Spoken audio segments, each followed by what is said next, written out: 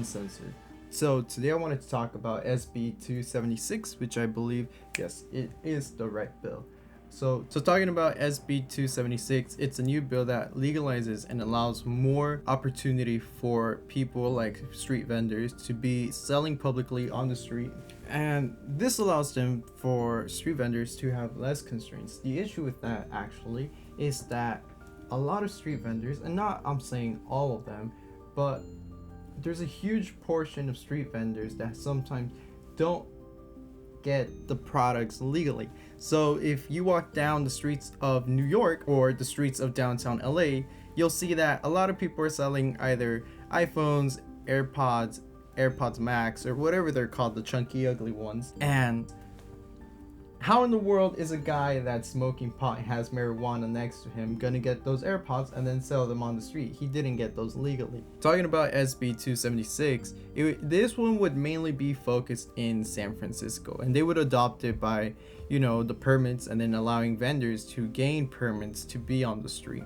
But it would also legalize them to be selling without any proof of actually purchasing the products or proof of them purchasing any of the items they're using to create the products and then sell them. The main reason why this might actually be an issue of legalizing is because if you're selling without a permit or proof of purchase, then that's why CVS, Target, Walmart, all the surrounding stores start saying, hey, we are getting jacked, and the people that are outside, we know it's them, but they're not required to answer to the law of them purchasing it, and they're not required to show a receipt.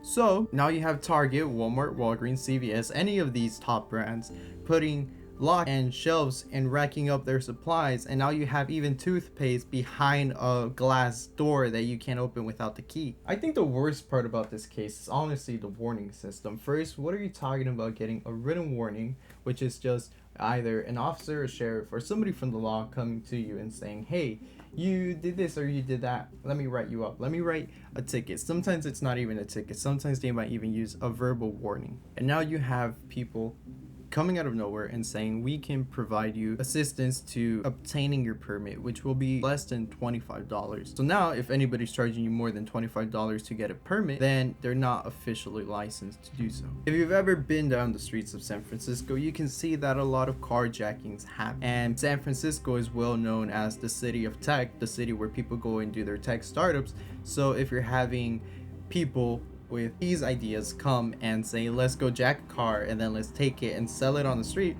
there's no way of catching them now because they're not showing that they got those objects or product the proper way. And now who would be buying tech off the street? This also comes down to a safety issue. When you start thinking about it, people that are used to this type of technology, what if they're tracking you? What if they start going like your AirPods, going and downloading the information on their phone?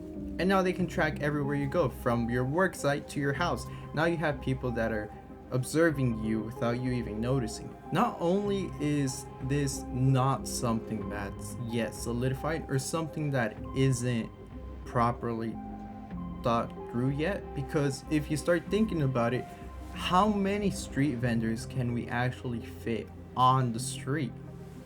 Of course, a lot of people might say, oh, they're not obstructing the pedestrian walk side or they're not obstructing the peace, but they are. This is what is causing a feed of homelessness to go and camp around them because they know they can get food easily and at a cheaper cost. And now you have all these homeless people relying on the trash that people are throwing away. I think my biggest concern comes down to, how are you going to tax them?